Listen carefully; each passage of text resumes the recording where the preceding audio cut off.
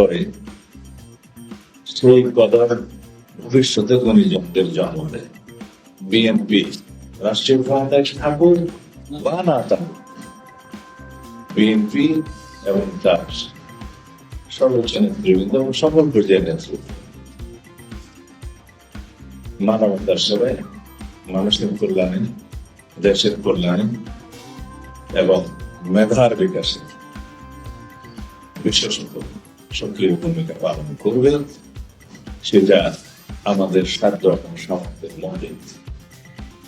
তা আমরা সমাজের যারা বিত্তবান, যারা বিভিন্ন সামাজিক এবং মানবিক সংগঠনের সাথে জড়িত আছেন অথবা না, সবাই আমরা আহ্বান করব যার যার জায়গা থেকে দেশের সম্পদ হিসেবে মেধাবী সন্তানদেরকে আপনারা সহযোগিতা করুন, তাদের পথ চলাকে আপনারা সহজ করুন এবং বাংলাদেশের জন্য তাদের সম্পদ পরিচিত করুন।